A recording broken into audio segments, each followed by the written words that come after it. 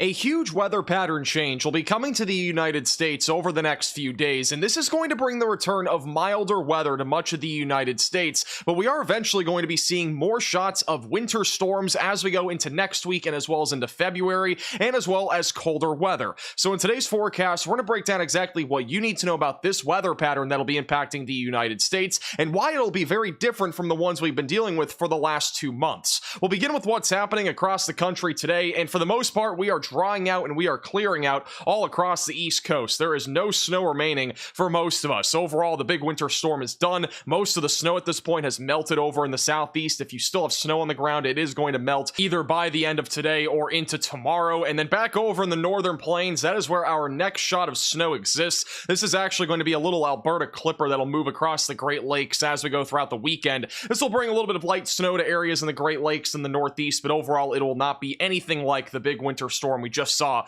a couple of days ago. And as I mentioned a moment ago, all of the snow here in the southeast is going to melt by the end of today, if not by tomorrow. There could still be a few areas that have a little bit of maybe a coating or up to maybe an inch on the ground still, but that would have to be in an area that is just completely shadowed off from the sun or on an elevated surface. Now, I usually don't talk about international stuff, but this is happening over in Europe right now. We have a bomb cyclone that is moving across Ireland and the United Kingdom, where the pressure has dropped down to as low as 938 millibars.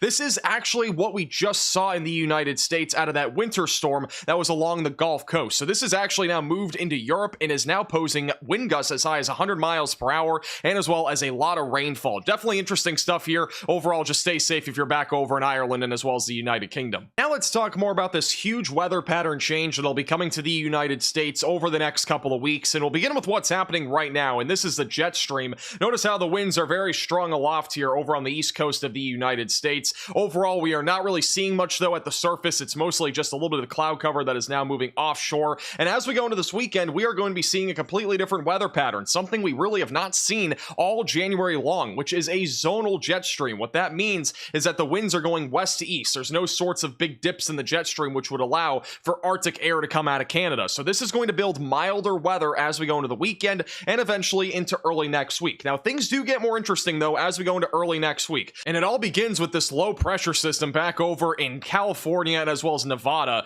This is actually going to be important because this will help prevent some of the wildfires, or at least relieve some of these areas back over in Southern California, as there will be moisture, which is going to lead to some showers. Unfortunately, thunderstorms are also possible, which could spark new fires. And then also there will be a chance for some snow in the higher elevations. This is going to be important though as it continues to track to the east later into next week. We do, at least I think, there is a good chance that this will be our next winter storm. And then eventually, as we go into Tuesday into Wednesday, things get interesting over in the Midwest and the Northeast, because we are going to have a storm system, at least one, that'll be moving across the Great Lakes in the Northeast Tuesday into Wednesday. This should bring some light to moderate snowfall to some areas, but there could be a rather more significant winter storm threat as we go into Wednesday into Thursday. It's going to depend on if both jet streams here, the subtropical and the polar jet stream, kind of collide here. This would basically increase the potential here for moisture and as well as the potential for some sort of large storm. And if that happens, we could see a winter storm back over in the Ohio Valley and Northeast.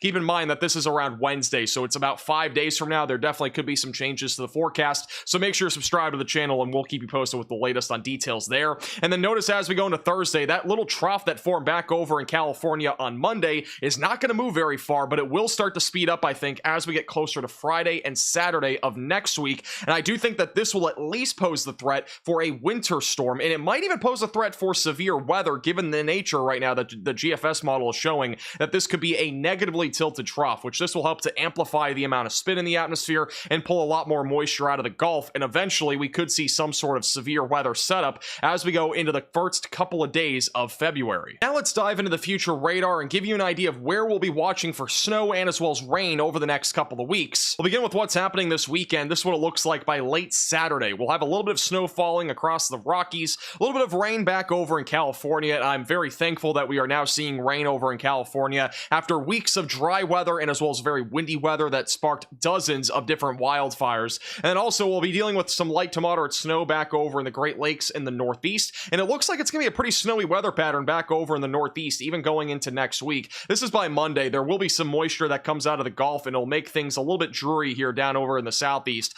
Some showers and maybe even a little bit of snow in the higher elevations as we go into Monday. Notice as we go into Tuesday Tuesday morning, there could be a shot of some snow back over in the Great Lakes in northern New England, but I do want to point out that this is going to be more of a significant winter weather event back up in Canada, with a low pressure system, by the way, at 969 millibars. So that's actually a relatively strong storm as we go into Monday and into Tuesday. Eventually, as we go into late Tuesday into Wednesday, some showers and snow showers will be possible in the Northeast. This is where things do get a lot more interesting, I think. There is a low confidence right now that this will happen, but if both jet streams merge here, if we have the subtropical jet stream and the polar jet stream merge, we could actually see a large winter storm form back over into the Ohio Valley and the Northeast as we go into Wednesday. Now, I want to point out that the computer models have not been very consistent with this particular scenario happening, but it will be something to watch for. We actually had something a few weeks ago that was kind of like this on the computer models, and it ended up actually panning out. So we'll have to watch this and see if it actually happens. And this could, again, be a very significant winter storm if it actually does occur, but it's too early to tell whether it will actually happen.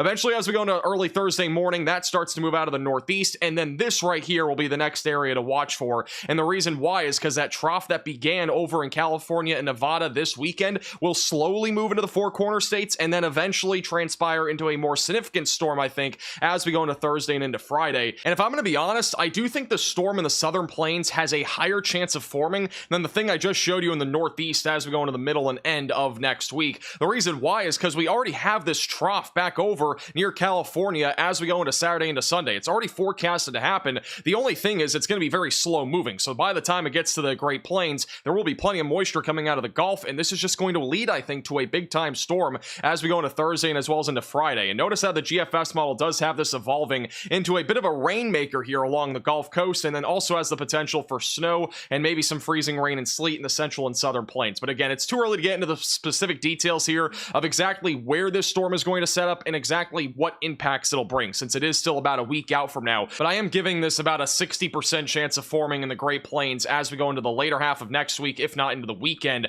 And then eventually the GFS model has this moving into the Midwest and eventually into the Ohio Valley as we go into next weekend. But again, the exact details of where this goes, how intense it is, how large it is, all that sort of stuff is still uncertain. Make sure you're subscribed to the channel and we'll keep you posted with the latest on this upcoming storm here in the United States. And just to show you some verification in terms of what I was just talking about, this is the Canadian model, which was very accurate when it came to the Gulf Coast winter storm. Notice how it doesn't really show much confidence in there being a big winter storm in the Northeast as we go into the middle of next week. And again, I'm already giving this kind of a low to medium confidence. Again, we would have to have the subtropical jet stream and as well as the polar jet stream merge. I think it's a very low chance of that even happening. And then beyond that, it does have, again, a pretty high confidence that we're going to see some sort of large storm here form back over in the Great Plains as we go into late next week and eventually into next weekend. So again, there is, I think, pretty good confidence here that we are going to be talking about a winter storm by the first couple of days of February. Now, the temperatures are going to continue to be on a roller coaster for most of the country over the next week or two.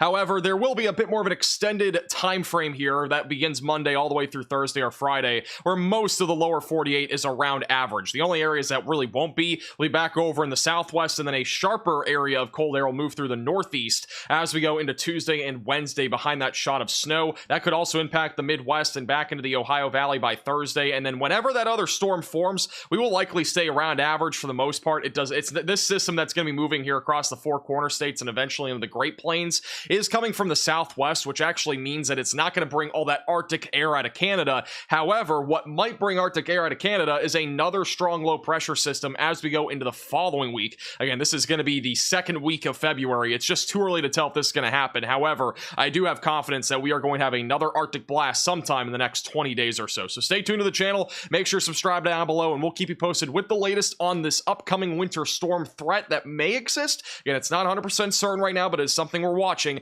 And then also if that other system forms back over in the Northeast as we go into Wednesday and as well as Thursday.